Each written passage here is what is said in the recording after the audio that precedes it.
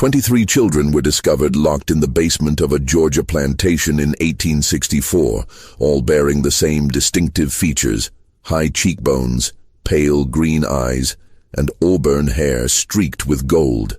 When Union soldiers forced open the iron doors of Thornhill Estate in Burke County, they found these children huddled together in darkness, some as young as 4, others approaching adolescence.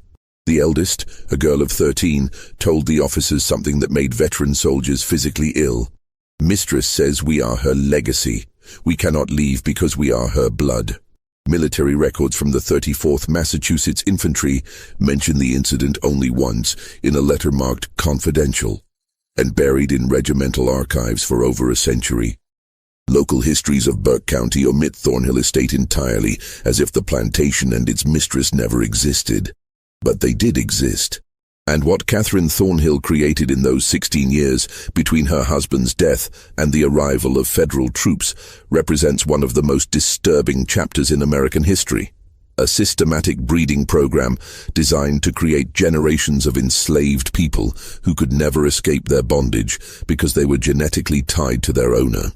Before we continue with the story of Catherine Thornhill and the nightmare she built in rural Georgia, I need you to do something. If you're hearing this story and it's making your skin crawl, hit that subscribe button right now. This channel dives deep into the darkest corners of American history, the stories they don't teach in schools, the secrets buried in courthouse basements and forgotten military records. And I want to know where you're listening from. Drop a comment telling me what state or city you're in. Are you close to Burke County, Georgia? Does your town have secrets like this buried in its past? Let's find out together. Now, let's go back to where it all began. To a cold February morning in 1847, when a young widow inherited a dying plantation and conceived a plan that would haunt Georgia for generations. The winter Catherine Danforth Thornhill buried her husband was the coldest Burke County had seen in 20 years. The Thornhill estate sat on 1,700 acres of red clay soil, 7 miles southwest of Waynesboro, the county seat. In 1847, Burke County was cotton country, though not as prosperous as the Black Belt regions further west. The soil here was tired, overworked by decades of single-crop farming. Plantations that had flourished in the 1820s were struggling by the 1840s, squeezed between falling cotton prices and rising costs. The Mexican War had drawn away laborers, and talk of territorial expansion divided communities along bitter lines. Thornhill Estate had once been among the more successful properties in the region. Catherine's late husband, Jonathan Thornhill, had inherited it from his father in 1838, with 42 enslaved workers, adequate equipment, and manageable debt. But Jonathan had been a poor manager and an enthusiastic gambler. By the time a winter fever claimed him in February 1847, the estate was mortgaged to the hilt. The fields were producing barely enough to feed the workers, and creditors were circling like buzzards. Catherine was 28 when she became a widow. She had married Jonathan when she was 19, a strategic match arranged by her father, Theodore Danforth, a prominent merchant in Augusta. The Danforths were old Georgia money, descended from settlers who had arrived in the 1730s. Catherine had been educated by private tutors, spoke French passably well, and had been raised with expectations of managing a substantial household. What she had not expected was to inherit a failing plantation with crushing debts and a 16-year-old son who looked at her with something approaching hatred. Richard Thornhill was Jonathan's son from his first marriage. His mother had died giving birth to him in 1831, and Jonathan had remarried 5 years later. Richard had never warmed to Catherine, viewing her as an interloper who had replaced his real mother. He was a sullen, bookish boy who spent most of his time in the estate's small library, avoiding both his stepmother and the practical work of running a plantation. Catherine found him weak, impractical, and entirely too sentimental about the enslaved workers. He had once suggested they should be taught to read, an idea so dangerous that Catherine had forbidden him from speaking of it again. The plantation itself reflected its declining fortunes. The main house was a 2-story structure of whitewashed brick, with 6 columns across the front portico, built in 1805 in the federal style. Paint peeled from the window frames, and the roof leaked in 3 places. The furniture inside was a mix of inherited pieces from Jonathan's family and cheaper replacements purchased when the good pieces had been sold to pay gambling debts. Behind the main house stood the kitchen building, the smokehouse, the dairy, and the overseer's cottage, all in similar states of disrepair. Further back, beyond a line of live oaks draped with Spanish moss, were the quarters where the enslaved population lived. In 1847, 31 people remained on the property, 11 men, 13 women, and 7 children. 16 others had been sold off over the previous 3 years to satisfy Jonathan's creditors. Those who remained knew that more sales were coming. Fear hung over the quarters like fog over the Savannah River. Catherine spent the first month after Jonathan's death in a kind of controlled fury. She met with the estate's lawyer, Ambrose Talbot, who laid out her options in blunt terms. Sell the property and the remaining workers to settle the debts, and perhaps have enough left over to live modestly in Augusta under her father's roof. Or find some way to make the plantation profitable again, which Talbot considered unlikely given the state of the cotton market and the estate's depleted resources. Neither option was acceptable to Catherine. Returning to Augusta would mean admitting failure, living as a dependent spinster in her father's house, forever marked as the widow who couldn't hold on to her inheritance. But she also recognized that traditional plantation management wouldn't save Thornhill Estate. The land was worn out. The equipment was old. The remaining enslaved workers were insufficient in number to work the cotton fields profitably, and she had no money to purchase more. It was during one of these sleepless nights, poring over the estate's account books by candlelight, that Catherine conceived her plan. The idea came to her with the cold logic of desperation. If she couldn't afford to purchase workers, she would breed them, but not in the haphazard way most plantations did it, offering minor incentives for couples to have children and waiting 15 years for those children to become productive laborers. No, Catherine envisioned something far more systematic, more controlled. She would create a population of workers who were biologically tied to the estate, who could never be sold because they were her own descendants, who would have an instinctive loyalty to the plantation because it was literally in their blood. The plan was monstrous, but to Catherine, it was also elegant. She was still young enough to bear children. She would select the strongest, healthiest men among the enslaved population and conceive children with them. These children would be raised knowing their parentage, would be given slightly better treatment than the others to ensure their loyalty, and when they reached maturity, would be paired with enslaved women to produce the next generation. Within 20 years, Catherine calculated, she could have a workforce of 50 or more, all bound to Thornhill Estate by ties that went deeper than legal ownership. She began keeping a journal to work out the details. This was no diary of personal feelings. Catherine was far too practical for that. Instead, she created what she called her cultivation records, filled with calculations, observations, and plans. She wrote in a simple substitution cipher, replacing key words with innocuous agricultural terms. Children became seedlings. The men she selected became rootstock. Pregnancies were plantings. The journal's pages were covered with diagrams that looked like breeding charts for livestock, because that was essentially what they were. Catherine's first selection was a man named Isaac, 24 years old, born on the plantation and known for his physical strength and steady temperament. She summoned him to the main house on a March evening in 1847, after the other workers had retired to the quarters. What happened that night was recorded in Catherine's journal only as first planting completed with rootstock 1, weather clear and mild. 3 weeks later she summoned him again, and then twice more before the month ended. By April, Catherine was confident she was pregnant. She recorded this in her journal with the same emotional detachment she might note the planting of cotton. Initial cultivation successful. Anticipate harvest in December. Richard Thornhill first suspected something was wrong with his stepmother in late May of 1847. He noticed she had stopped taking her morning rides around the property, claiming the heat bothered her even though the Georgia summer had barely begun. She took her meals in her room more frequently and had dismissed the house servant who usually attended her, preferring to manage her own affairs. For a woman as concerned with appearances as Catherine, this withdrawal was unusual. But it was a conversation Richard overheard in early June that truly alarmed him. He had been in the library, hidden behind one of the tall bookcases, when Catherine met with Miriam Grayson in the adjacent parlor. Mrs. Grayson was the local midwife, a sharp-featured woman of 50 who attended births for both white and enslaved families throughout Burke County. Richard knew her slightly. She had a reputation as a skilled practitioner, but also as someone who asked few questions and kept confidences absolutely. "You're certain of your condition?" Mrs. Grayson asked in her clipped professional tone. "Quite certain," Catherine replied. "I should think sometime in early December." "And Mr. Thornhill passed in February, you said?" There was a pause. Richard pressed himself against the bookcase, hardly breathing.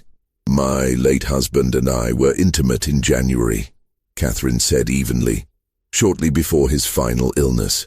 "Of course." Mrs. Grayson's voice carried a note of something, not quite disbelief but a careful neutrality. "I'll need to examine you properly, and we should discuss the arrangements for the delivery. Will you want me here at the house?" "I will. And I'll need your discretion, Miriam. Absolutely. You have it, as always." Richard waited until both women had left the room before emerging from his hiding place. His hands were shaking. The mathematics didn't work. His father had been bedridden for the entire month of January, barely conscious most days, racked with fever and chills. Richard had sat with him many nights. There had been no possibility of intimate relations between his father and Catherine, which meant the child Catherine was carrying had been conceived after Jonathan's death, in March or April, with someone else. The implications made Richard sick to his stomach. If word got out that Catherine had conceived a child out of wedlock, the scandal would destroy what little remained of the family's reputation. Creditors would move immediately to seize the property. The Danforth family in Augusta would disown her. But beyond the practical consequences, Richard was appalled by the deception itself. Catherine intended to claim this child as his father's legitimate heir, to lie to everyone, to build her future on a foundation of fraud. He considered his options. He could confront Catherine directly, but he was only 16 and she held all legal authority over the estate. He could go to lawyer Talbot in Waynesboro, but without proof, it would be Heen and she held all legal authority over the estate. He could go to lawyer Talbot in Waynesboro, but without proof, it would be his word against Catherine's. And as a minor, his testimony would carry little weight. He could write to his grandfather Danforth in Augusta, but Catherine read all outgoing mail from the estate. Instead, Richard began to watch Catherine carefully, looking for evidence, trying to understand what she was planning. He noticed that she summoned Isaac to the main house regularly, always after dark, always when the overseer was away in town or occupied with duties elsewhere on the property. He saw how Catherine's manner toward Isaac was different from her treatment of other enslaved workers, not kind exactly, but less overtly hostile. She spoke to him in full sentences rather than curt commands. By July, Richard was certain Isaac was the father of Catherine's child. The realization filled him with horror, not just at the violation of social and legal boundaries, but at what it revealed about Catherine's character. She had coldly, deliberately chosen to conceive a child with an enslaved man, to claim that child as her late husband's, and to maintain this lie indefinitely. What kind of woman was capable of such calculated deception? He found part of the answer in early August, during one of Catherine's rare trips to Waynesboro. Richard had been searching for legal documents related to the estate. He had vague thoughts of finding something that might give him leverage over Catherine, when he discovered a leather-bound journal hidden in a locked drawer of Catherine's writing desk. The lock was simple enough for a determined 16-year-old to pick. The journal was written in cipher, but Richard had always been good with puzzles. It took him 3 days, working in secret whenever Catherine was out of the house to crack the basic substitution pattern. What he read made his blood run cold. Catherine wasn't just having an affair with Isaac, she was implementing a deliberate breeding program. The journal laid it out in chilling detail. Her plan to conceive multiple children with selected enslaved men, to raise those children as part of the plantation workforce, and eventually to breed those children with each other and with other enslaved people, to create an ever-expanding population of workers who would be genetically tied to Thornhill Estate and to Catherine herself. There were charts, calculations of expected births over 5-year periods, notes on which men displayed desirable physical characteristics, speculation about whether traits like strength, intelligence, and temperament were heritable. It read like something from a livestock breeder's manual, except the livestock were human beings. Richard copied several pages of the journal, translating the cipher into plain English, his hand shaking so badly he could barely hold the pen. This was evidence. This was proof of Catherine's depravity. He could take this to the authorities. He could expose her. But that night, at dinner, Catherine looked at him with those cold green eyes and said casually, "Richard, have you been in my study recently? Some of my papers seem to have been disturbed." "No, ma'am." Richard lied, his throat tight. "I keep certain documents locked away for good reason," Catherine continued, cutting her meat with precise strokes. "If I ever found that someone had violated my privacy, broken my trust in such a fundamental way, I'm afraid I would have to take serious action. Do you understand?" "Yes, ma'am." "Good. Because family loyalty is everything, Richard. Everything. Without it, we're simply animals tearing at each other." She smiled, but it didn't reach her eyes. "I know you loved your father very much. I would hate for his memory to be tarnished by scandal.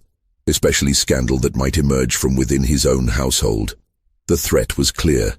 If Richard tried to expose Catherine, she would find a way to turn it back on him, to paint him as a disturbed, resentful stepson inventing lies about a grieving widow.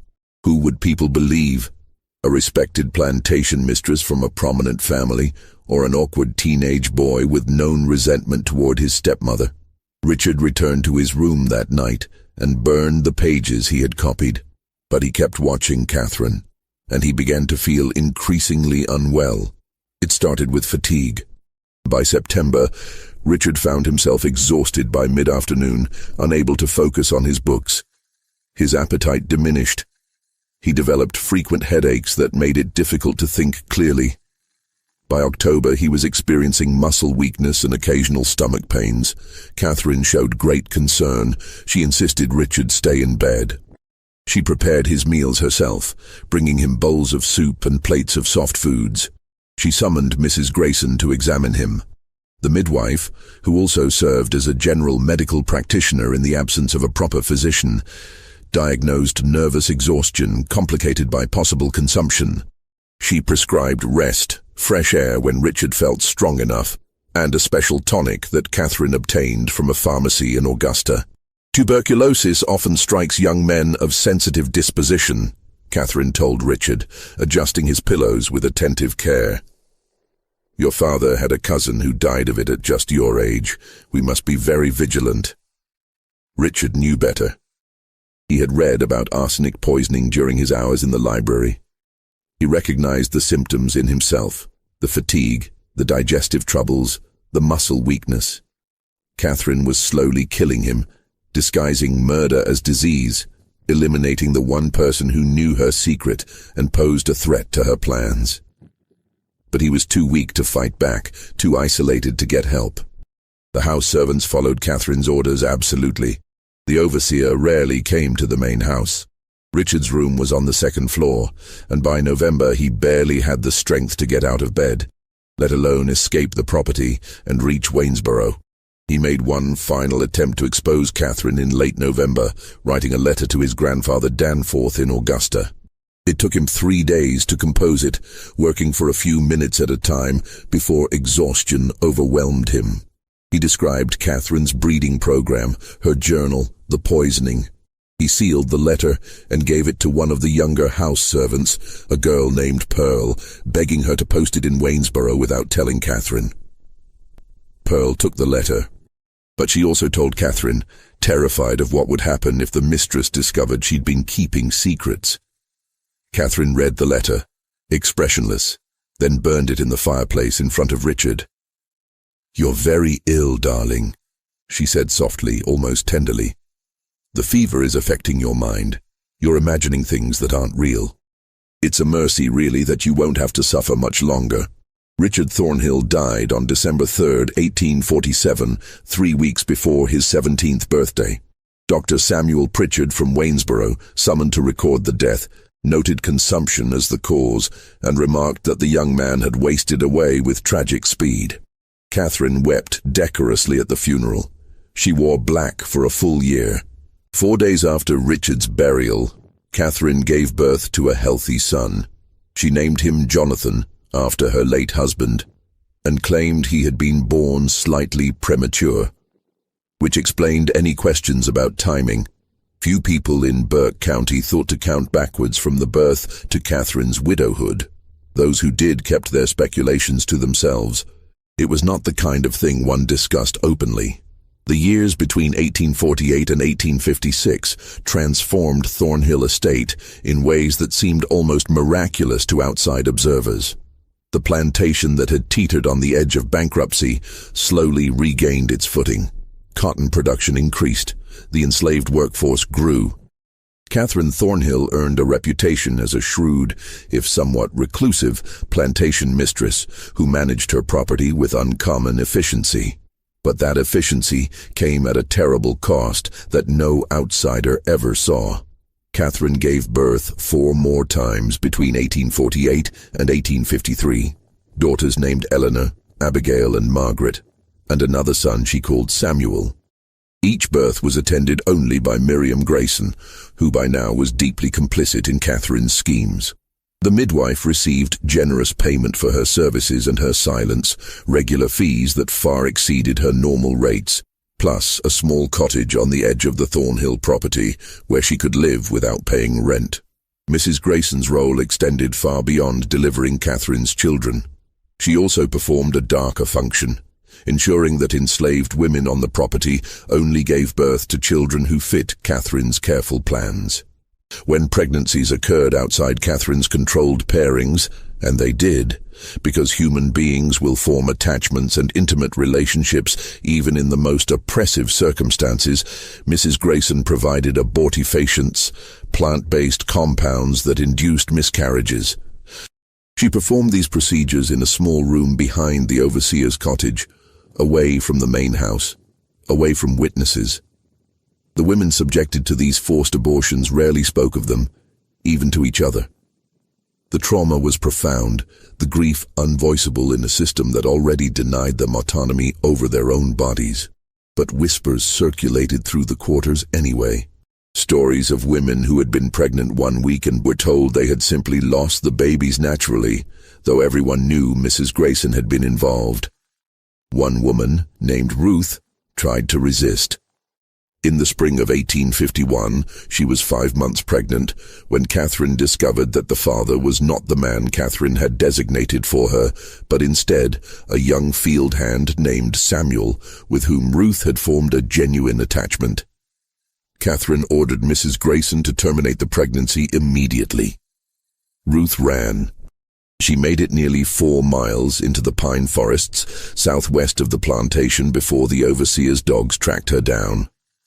She was dragged back to Thornhill Estate, held down by 2 men while Mrs. Grayson forcibly administered the abortifacient compounds.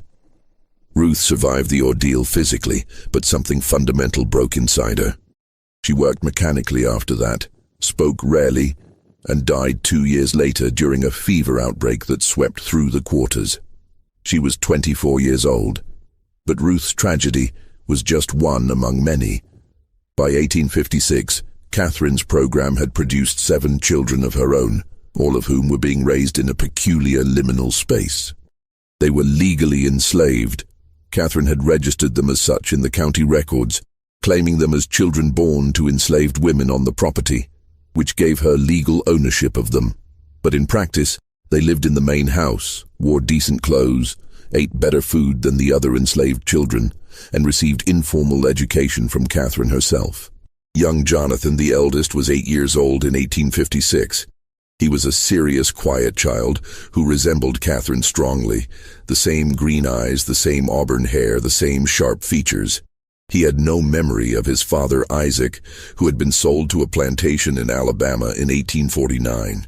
Catherine had found Isaac's presence a complication once his purpose had been served. The money from his sale helped pay down some of the estate's remaining debts. The younger children knew nothing of their true parentage. Catherine told them they were fortunate orphans whom she had taken into her household out of Christian charity. She taught them to read and write, a dangerous illegality in Georgia, where teaching enslaved people literacy was prohibited by law, but Catherine was confident no one from the outside would ever enter her home and discover what she was teaching these children. She was grooming them, preparing them for the next phase of her plan. But that phase required patience. The children needed to reach physical maturity before they could be used for breeding. Catherine continued her meticulous record-keeping, tracking their growth, their health, their temperaments. She noted which children showed physical strength, which seemed more intelligent, which were more compliant. She was planning pairings decades in advance. In the meantime, she continued having children of her own. 3 more were born between 1854 and 1856, sons named William and Henry, and a daughter called Caroline. Each had a different father, carefully selected from among the enslaved men on the property. Catherine's criteria were ruthlessly practical: physical health, strength, decent teeth, good eyesight, no obvious impairments. She cared nothing for their personalities or characters. They were, in her mind, simply genetic material to be utilized. The men themselves had no choice in the matter. When Catherine summoned them to the main house, they came, knowing that refusal would mean brutal punishment or sale. Some of them understood what was happening, that the children Catherine bore would be their own biological offspring, even as those children would be raised to think of Catherine as their benefactress and savior. The psychological torture of this situation was extreme. They were forced to become fathers to children they could never acknowledge, never parent, never protect. One man, named Thomas, was summoned to the main house in 1855. He was 26 years old, married to a woman named Hannah who lived in the quarters. Hannah was pregnant with their first child.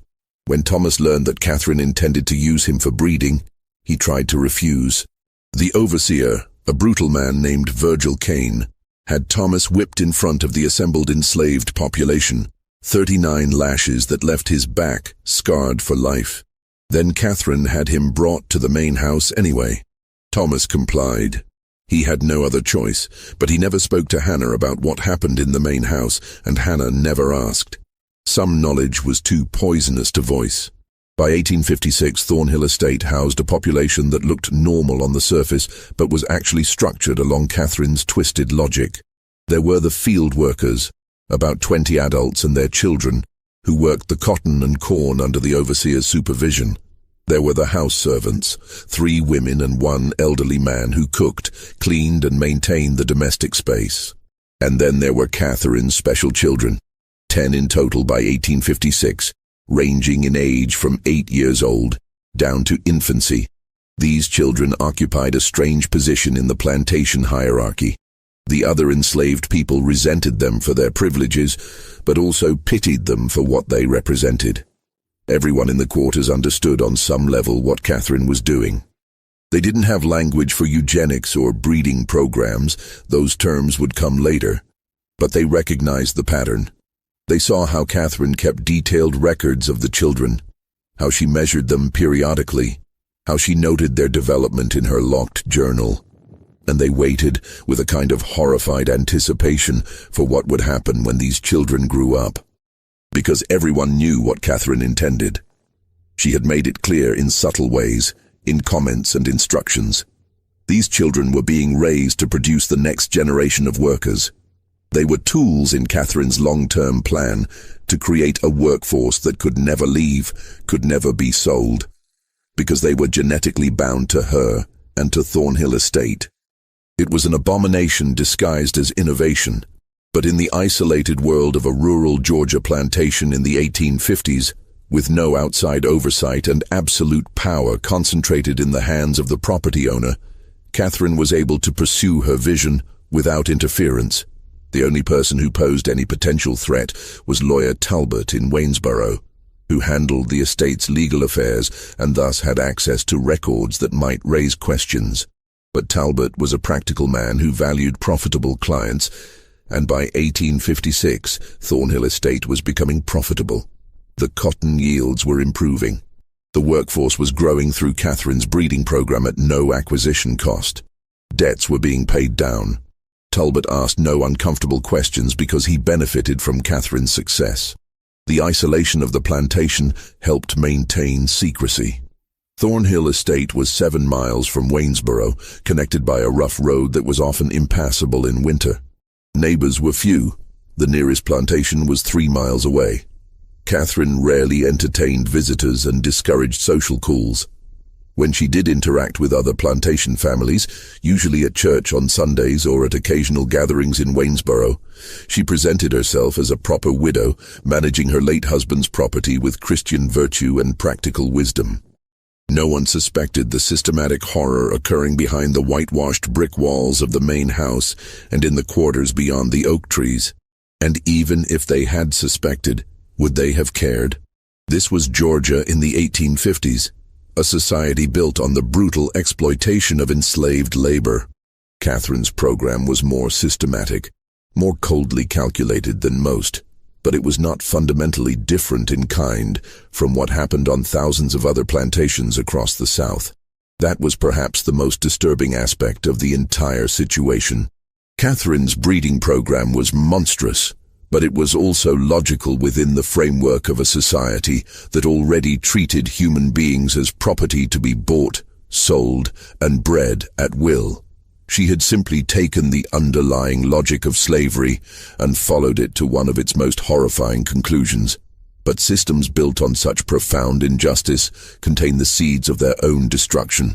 Change was coming to Georgia and the entire South, though in 1856 few people could imagine how soon or how violently it would arrive. The late 1850s brought increasing tensions to Burke County and all of Georgia. The question of slavery's expansion into new territories dominated national politics. The violence in Kansas Territory, where pro-slavery and anti-slavery settlers were literally killing each other, was discussed in anxious tones at the courthouse in Waynesboro.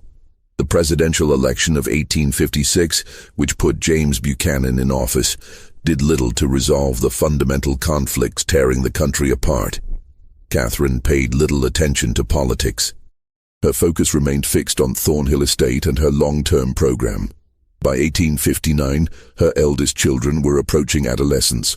Jonathan was 11, Eleanor was 10, Abigail was 9.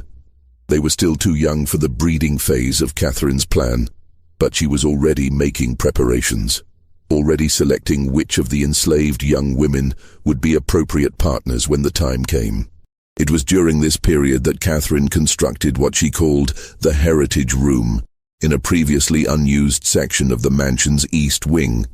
She told the house servants it would be a storage space for family records and memorabilia. In reality, it was a shrine to her breeding program. The room was windowless, lit by oil lamps, with walls lined with shelves and a large table in the center.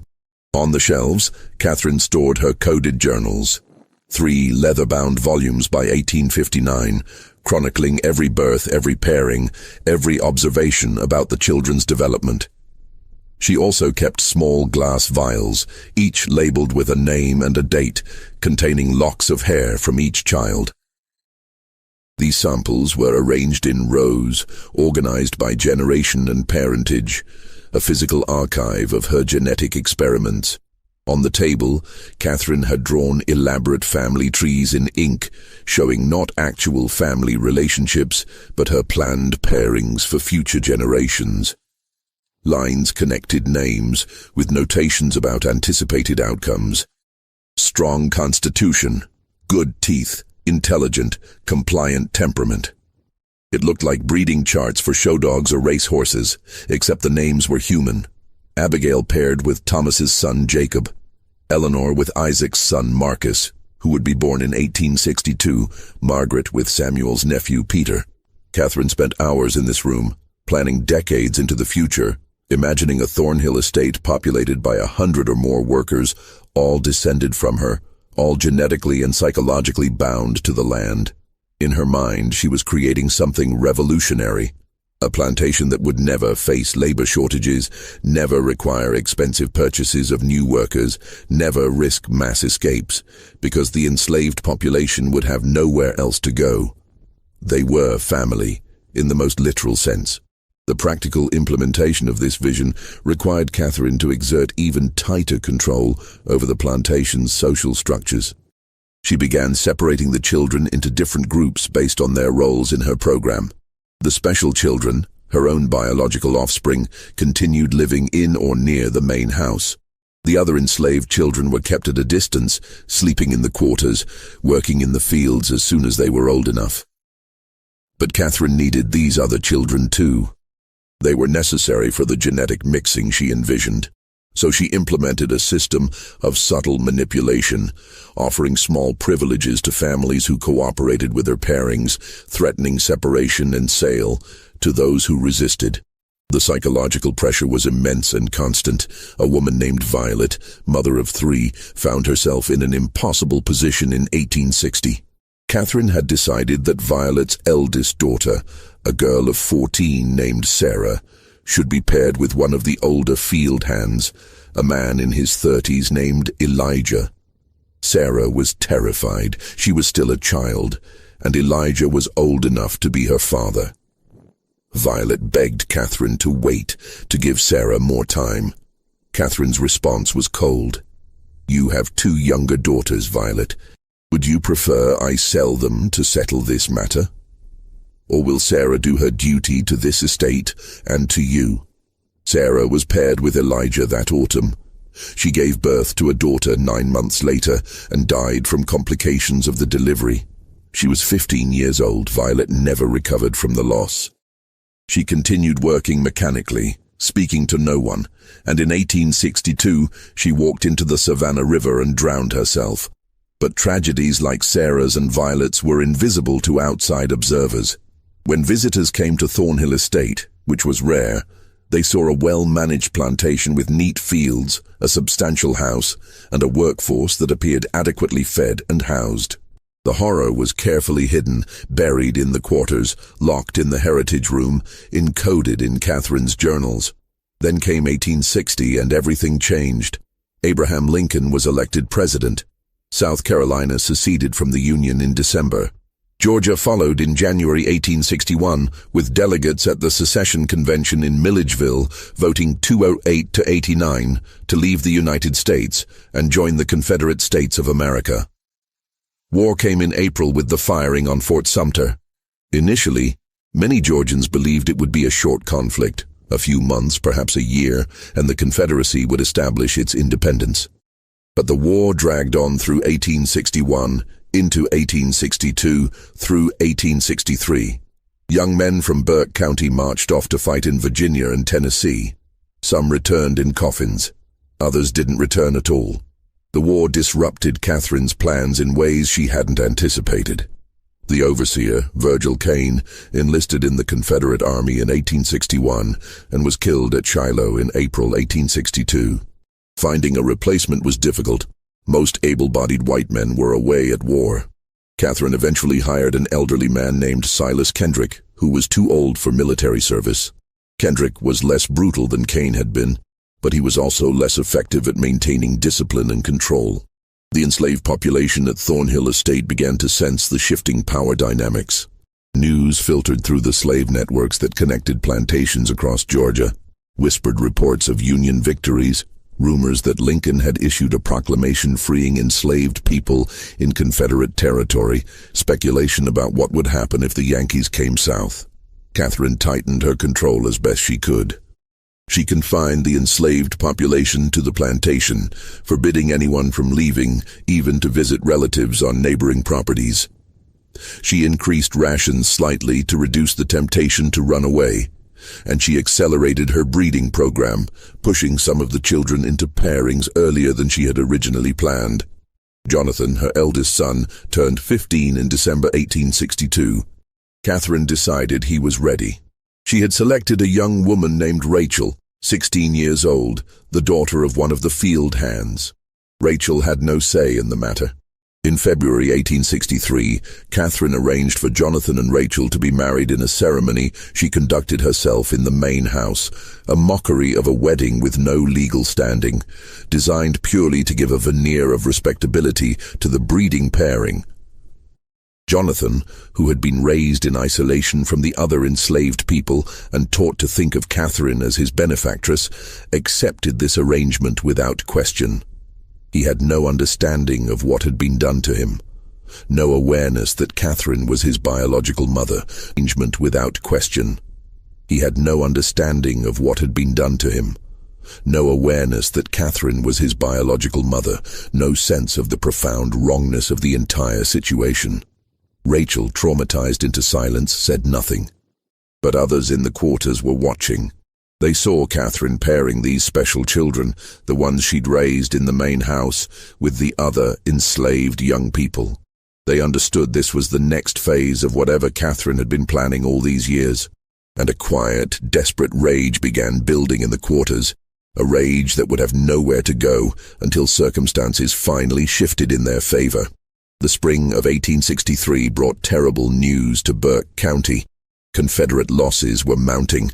The Union Army controlled the Mississippi River after the fall of Vicksburg. In July, Lee's invasion of Pennsylvania ended in disaster at Gettysburg. Shortages of food, cloth, and basic supplies made life increasingly difficult even for white plantation families. For the enslaved population, conditions became harsher still as Catherine rationed everything more severely. But something else was happening at Thornhill Estate. Something Catherine tried desperately to hide from the outside world. The children she had been breeding and raising were becoming aware of their true parentage.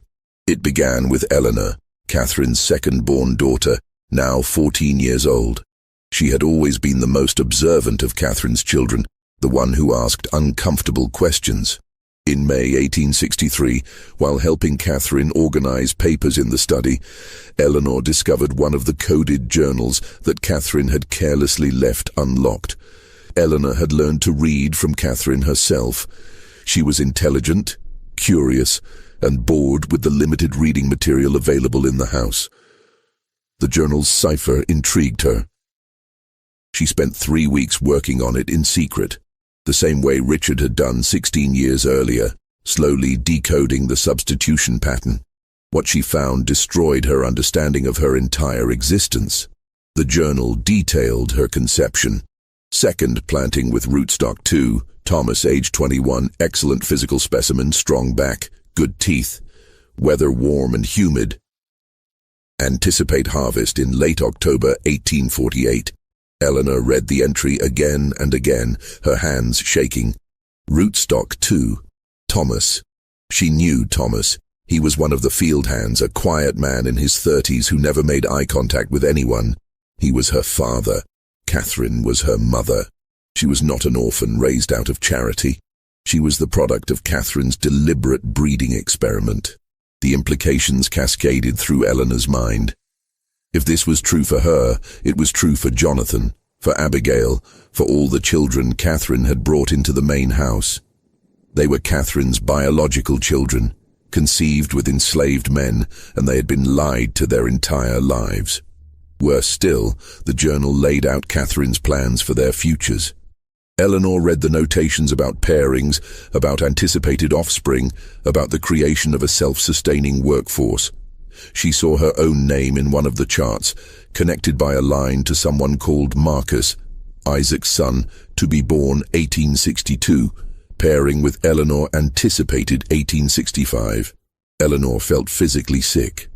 Catherine intended to pair her with a boy who hadn't even been born yet, to force her to have children who would be enslaved on this plantation forever, to turn her into another breeding tool in this nightmare system.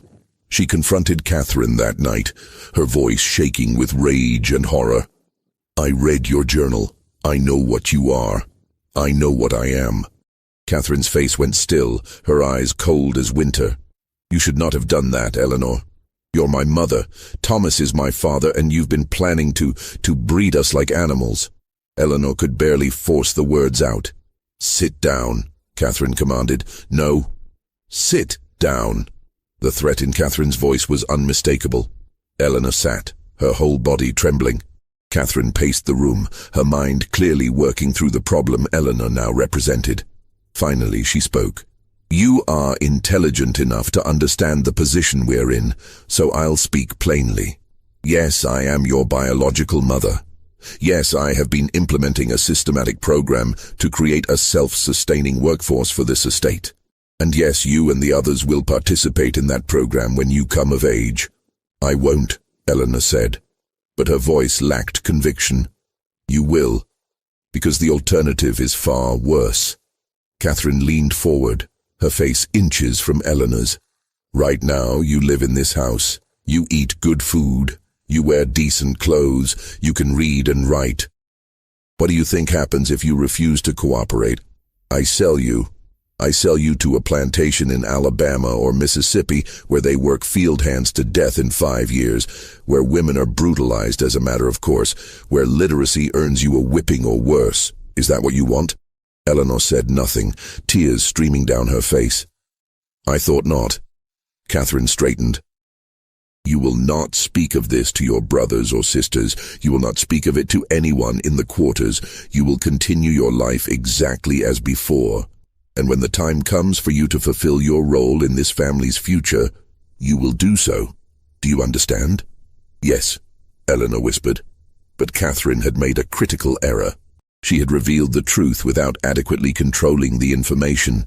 Eleanor did speak to others, not immediately but gradually, carefully. She told Jonathan first, showing him the journal entries she had memorized. Jonathan's reaction was different from Eleanor's. He had been so thoroughly conditioned by Catherine, so completely isolated from any alternative framework for understanding the world, that he struggled to see what was wrong with Catherine's plan. "She gave us a better life," Jonathan said, confused by Eleanor's anger. "We could have been working in the fields. Instead, we're here. We're property, Jonathan. We're slaves. Our own mother enslaved us. She's protecting us. She's keeping us together. If we were sold, we'd be separated, sent to different places. This way, we stay together. We stay at Thornhill." Eleanor realized with horror that Jonathan had been too successfully indoctrinated. He couldn't see the cage Catherine had built around all of them. But Abigail, 13 years old and sharp as glass, understood immediately when Eleanor told her. And Margaret, at 12, understood too. The younger children were still too young to fully grasp it, but the older ones, they knew now. They knew what they were, and what Catherine intended for them. The knowledge changed the atmosphere in the main house. Catherine felt it, that shift in the air, the way her children looked at her now. There was fear, yes, but also something else. Calculation. Waiting. They were biding their time, and Catherine knew it. She considered her options. She could sell the older children, eliminate the problem, but that would waste years of investment and planning. She could punish them severely enough to break their spirits, but physical brutality might damage them in ways that would interfere with the breeding program. She needed them healthy, capable of bearing children. So Catherine chose a different approach. She would demonstrate the consequences of disobedience through someone else. In August 1863, a young woman named Grace tried to run away from Thornhill Estate. She was 17, pregnant, and desperate. She had been paired with one of the field hands against her will, and she couldn't bear the thought of bringing a child into this system. She ran at night, heading east toward the Savannah River, hoping to somehow cross into South Carolina, and from there make her way to Union lines. She was caught within 12 hours. The dogs tracked her to a creek 3 miles from the plantation. She was brought back, locked in one of the outbuildings, and the next morning Catherine assembled everyone, all the enslaved people, including her special children from the main house, in the yard between the quarters, her face expressionless. This woman attempted to abandon her responsibilities to this estate and to all of you. She attempted to destroy the family we have built here. The penalty for such betrayal must be severe. What followed was brutal. Grace was whipped publicly, 20 lashes administered by the elderly overseer Kendrick, who carried out the punishment with grim reluctance. Catherine made all the children watch, including her own biological offspring. The message was clear: this is what happens to those who try to leave. But Catherine had miscalculated again. The public punishment didn't terrify the enslaved population into submission. Instead, it clarified something for them. Catherine was willing to use extreme violence to maintain her control, which meant she was afraid. And if she was afraid, that meant they had more power than they'd realized. Whispers began circulating through the quarters in the weeks that followed. Whispers about waiting for the right moment.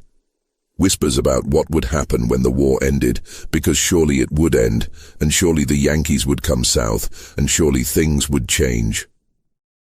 All they had to do was survive until then. Eleanor heard these whispers. She began spending time near the quarters when Catherine wasn't watching, developing relationships with the other enslaved people she had been kept separate from her entire life. She learned things Catherine had never told her, about her father Thomas, about the other men Catherine had used, about the women who had died or been broken by Catherine's program. One evening in October, Eleanor met with a group of the older enslaved women in the woods beyond the quarters. They sat in a circle in the darkness, speaking in low voices. A woman named Hope in her 40s looked at Eleanor with something between pity and respect. "Your mama, she thinks she made something special here," Hope said quietly. "Thinks she made family. But all she did was make people who hate her in ways she can't even understand." "What happens when the war ends?" Eleanor asked. "Depends on who wins," Hope replied. "Yankees win, we're free. Confederates win, things stay the same or get worse. But either way, your mama can't keep doing what she's been doing. Too many people know. Too many people angry. Something got to break." "What if we made it break?" Eleanor asked. The women looked at her in surprise. Hope leaned forward. "What you saying, child? What if we didn't wait for the war to end? What if we ended this ourselves?" The idea hung in the air, dangerous and intoxicating. One of the younger women, Anna, spoke up. "You talking about running, taking everyone and running? Or fighting?" Eleanor said. "There's only Mrs. Catherine and old Mr. Kendrick. There are 40 of us. And 20 of them are children," Hope said practically. "And where we gonna go? Confederates catch runaways, they kill us or sell us further south. And you think they gonna see you as one of us, or one of them?" The question stung, because Eleanor didn't know the answer. She was Catherine's daughter. She had grown up in the main house. She could read and write. Her skin was lighter than most of the people in the quarters. Would they even accept her if things came to violence? Before Eleanor could respond, they heard footsteps crashing through the underbrush. Everyone scattered, melting into the darkness. Eleanor ran back toward the main house, her heart pounding, wondering if someone had heard their conversation, if Catherine would find out, if everything was about to collapse. But no punishment came. The next day passed normally, and the day after that. It seemed they had escaped detection, but the seed had been planted. The idea that they didn't have to passively wait for external forces to free them. They could act themselves. That idea began spreading through the quarters like a fever. Catherine sensed the change, but couldn't identify its source. She increased her surveillance, had Kendrick patrol the quarters at night, restricted movement even further. The tension at Thornhill Estate grew thicker with each passing week. It was like watching a storm build on the horizon, dark clouds massing, electricity charging the air, everyone waiting for the lightning to strike. The break came in March of 1864, but not in the way anyone expected. A unit of Confederate cavalry came through Burke County, requisitioning supplies from plantations, food, horses, cloth, anything useful for the war effort. Catherine had no choice but to comply. She provided corn, preserved meat, and 2 of the plantation's best horses. The soldiers stayed only one night, camped in the fields beyond the quarters, and departed at dawn. But their presence had consequences. The soldiers spoke openly about the war's progress, and the news was bad for the Confederacy. Sherman was pushing through Georgia. Union forces were closing in from multiple directions. Some soldiers spoke fatalistically about the war being lost, about going home, about the impossibility of maintaining the fight much longer. The enslaved population at Thornhill Estate heard every word. Hope surged through the quarters. Freedom was coming. It might be months or weeks, but it was coming. All they had to do was hold on a little longer. Except Catherine, sensing this hope and terrified by what it meant for her long-term plans, decided to act decisively. If the Confederacy fell, if the enslaved population was freed, everything she had built would collapse. Her special children would leave. Her breeding program would end. 16 years of work would be for nothing. She couldn't allow that to happen.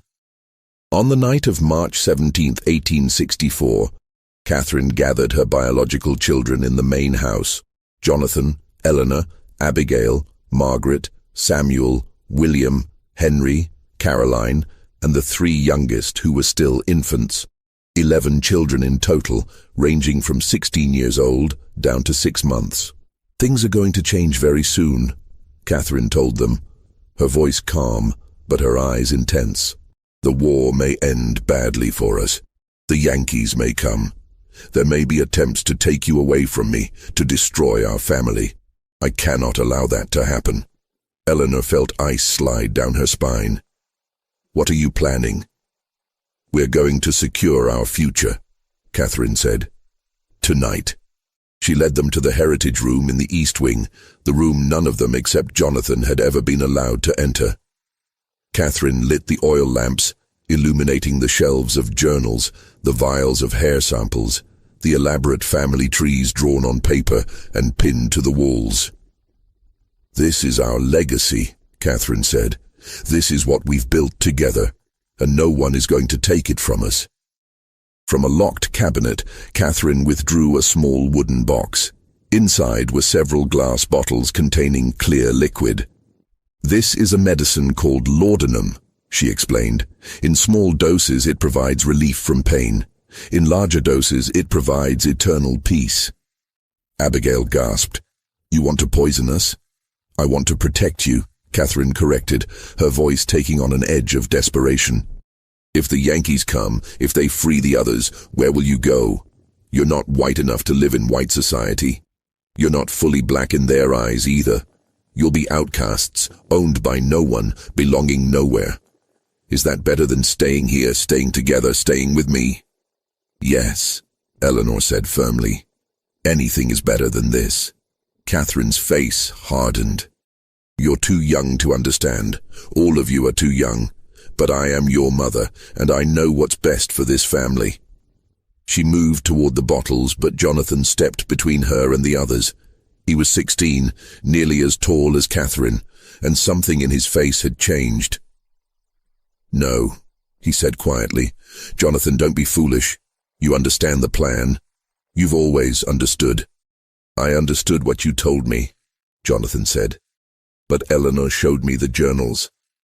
I read what you wrote about us. About Father Isaac, about Father Thomas, about all of them. I know what you did. I know what you are. I am your mother." "You're a monster," Jonathan said, and his voice broke on the word. Catherine slapped him, a sharp crack that echoed in the small room. "How dare you? After everything I've given you, after everything I've sacrificed, you sacrificed nothing," Eleanor said, stepping forward to stand beside Jonathan. "You used people. You destroyed them. You destroyed us." Catherine looked at her children, seeing them clearly perhaps for the first time. They were united against her. Even the younger ones, who didn't fully understand what was happening, sensed the confrontation and stood with their older siblings. She had lost them. In that moment, Catherine made a final, desperate decision. If she couldn't keep her children, if they were going to reject her and leave her and destroy everything she had built, then she would at least preserve the record of what she had accomplished. Future generations would know what Catherine Thornhill had created, even if the creation itself had failed. She grabbed the journals, the charts, the vials of hair samples, clutching them to her chest. "You think you can escape me? You think you can pretend none of this happened?" What happened next depended on who you asked. Multiple testimonies would later conflict, each person remembering the events slightly differently, shaped by their own trauma and perspective. What is certain is that Catherine reached the quarters carrying her journals and specimens. What is certain is that the enslaved population, roused by the commotion, emerged from their cabins to see the mistress who had tormented them for 16 years running toward them in the darkness, clutching the evidence of her atrocities.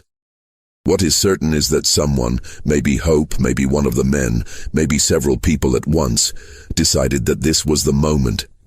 This was when it ended. Catherine Thornhill disappeared that night.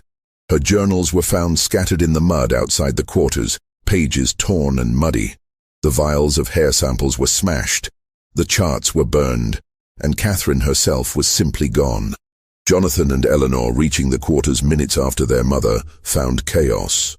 People shouting, running in different directions, the acrid smell of smoke where someone had lit a fire to burn Catherine's papers. But no Catherine. "Where is she?" Jonathan demanded. Hope looked at him with an expression he couldn't read.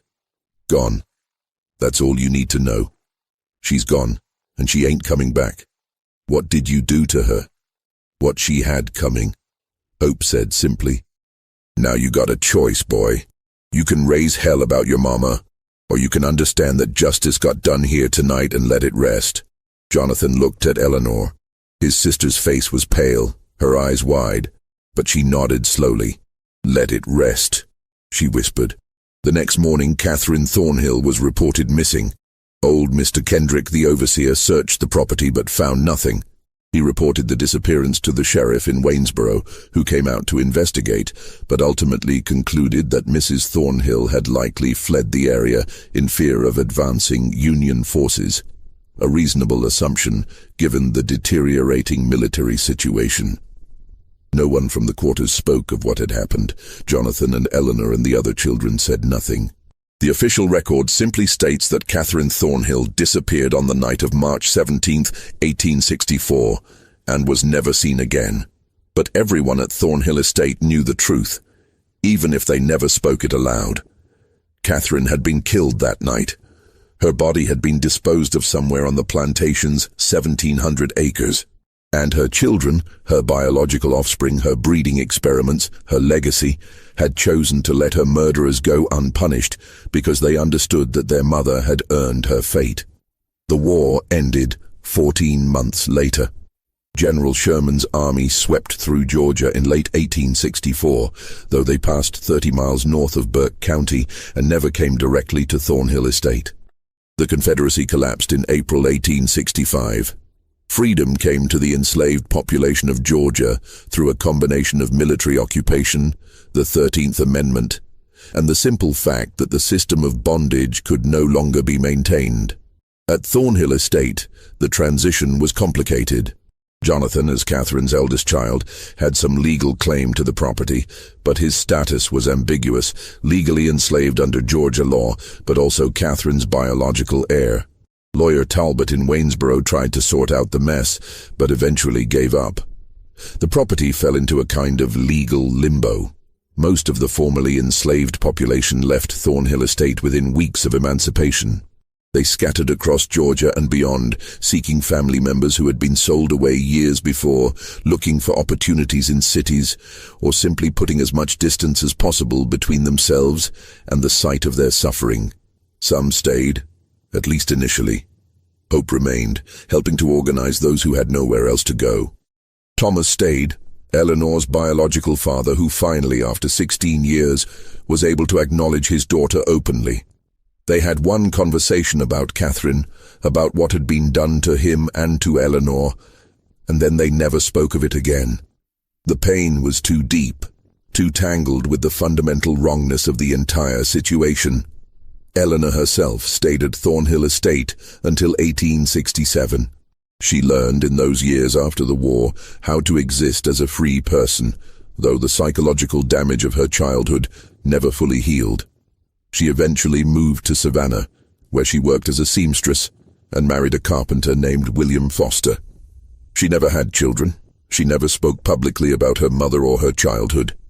When she died in 1903, her obituary made no mention of Thornhill Estate or Burke County. Jonathan stayed at the plantation longer, trying to work the land with a small group of freedmen who remained. But the cotton market was depressed, the soil was exhausted, and the property's reputation had begun to spread through the black community in Burke County. By 1869, Jonathan gave up and abandoned the estate. He drifted west, eventually settling in Texas under an assumed name. He died in 1891, and his few possessions included a small notebook where he had written over and over in tiny script, "I did not choose this. I did not choose this. I did not choose this." Thornhill Estate itself decayed rapidly. The main house was partially burned in a suspicious fire in 1871. The remaining structures fell into ruin. The land was eventually seized for unpaid taxes and sold at auction in 1878 to a timber company that cleared the old growth trees and divided the property into parcels. But in 1871, something was discovered that brought the entire story back to public attention, at least briefly. A well driller working on a neighboring property accidentally broke through into an old cistern on what had been Thornhill land. Inside the cistern, 30 feet below ground, was a skeleton. The remains were mostly intact, preserved by the cool, dry conditions. They belonged to a woman, probably in her 30s or 40s. Scraps of cloth suggested a dress from the 1860s. A corroded metal locket found near the skeleton contained 2 miniature portraits, a man and a young boy. The coroner in Waynesboro examined the remains and concluded the woman had died from blunt force trauma to the skull. The skeleton was buried in an unmarked grave in the county cemetery. The official record identified the remains only as unknown female, discovered former Thornhill property, 1871. But people in Burke County's black community knew who it was. The story had been passed down in whispers in kitchens and churches, in coded language that protected those who had been present that night in March 1864. They knew Catherine Thornhill had been killed by the people she had enslaved and brutalized. They knew her body had been hidden in a deep well or cistern. They knew justice, of a kind, had been done. Over the years, more information emerged, though always fragmentarily, always incompletely. In 1889, a man on his deathbed in Alabama confessed to a minister that he had helped murder his former mistress in Georgia during the war. He provided no name, no details, but the minister noted the confession in his records. In 1902, a woman in Savannah, Hope's granddaughter, wrote a short memoir that mentioned the night the devil mistress disappeared and nobody mourned her. The most damning evidence came to light in 1923, when a historian researching Burke County's Civil War history discovered a cache of letters in the courthouse basement.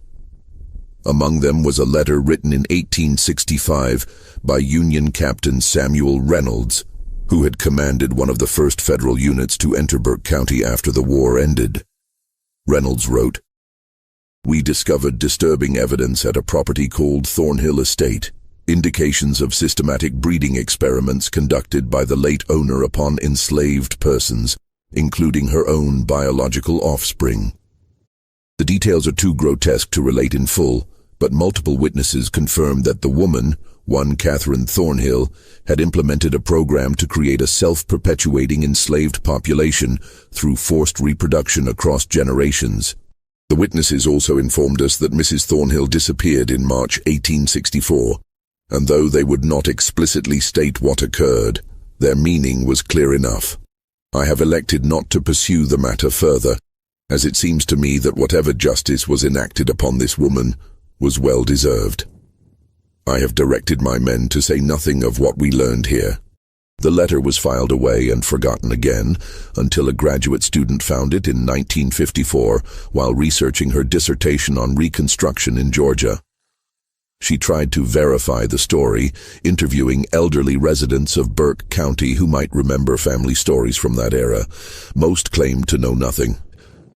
One woman, 93 years old, the great-granddaughter of one of the enslaved people at Thornhill Estate, said only, "Some things happened that needed to happen. Some people did things that needed doing, and that's all that needs to be said about it." The final mystery of Thornhill Estate concerns the 23 children found locked in the basement when federal troops arrived. Captain Reynolds' official report mentions them, as do several letters written by soldiers in his unit. The children were freed and placed with freedmen families in Burke County and surrounding areas. But what happened to them after that is lost to history. Some of them surely survived to adulthood, some likely had children of their own. Which means there are probably people alive today, living in Georgia or elsewhere, who carry Catherine Thornhill's genetic legacy without knowing it. They might be descended from Jonathan or Eleanor, or one of the other children from the breeding program. They might carry some of those distinctive features, pale green eyes, auburn hair, sharp cheekbones, that marked Catherine's offspring. They would never know their ancestor built her legacy on one of the most calculated systems of exploitation and cruelty in American history. They would never know they exist because a woman decided to treat human beings as livestock, to build a dynasty on forced reproduction and genetic control. They would never know that their great-great-great-grandmother's body lies in an unmarked grave in Burke County, placed there by the people she had tormented, people whose names we will never know because they protected each other's secrets even in freedom. The site of Thornhill Estate today is just fields and forest. The county maintains no historical marker. No books about Burke County history mention the plantation in any detail. The house's foundation is still visible if you know where to look, buried under decades of leaf fall and undergrowth. The old well where Catherine's body was hidden has long since collapsed and filled with earth. But the story persists, passed down through oral tradition in Burke County's black community, whispered in genealogy circles, referenced obliquely in academic papers about slavery and eugenics. It persists because it represents something true and terrible about American history, not just the brutality of slavery itself, but the ways human beings will rationalize and systematize cruelty when they hold absolute power over others. Catherine Thornhill convinced herself she was building something revolutionary, creating a new model for plantation management, securing her family's future. In reality, she was perpetuating and intensifying one of humanity's greatest evils. And the people she exploited, the people she bred and controlled and tormented, ultimately erased her from history as thoroughly as she had tried to erase their humanity. What do you think of this story? Do you believe everything was revealed, or are there still secrets buried on that land in Burke County? The truth is, we may never know the full extent of what happened at Thornhill Estate. The people who lived through it, the survivors, chose to carry some secrets to their graves. And maybe that's their right. Maybe some stories belong to the people who endured them, not to historians or storytellers like me. But we can honor those people by remembering that their resistance mattered, that their survival mattered, that they outlasted the system designed to destroy them. If this story moved you, if it made you think about the hidden histories in your own community, let me know in the comments below. Share this video with someone who appreciates deep dives into America's darkest chapters. Subscribe to this channel for more stories that challenge what you think you know about history, and remember, the past is never as far behind us as we'd like to believe. See you in the next video.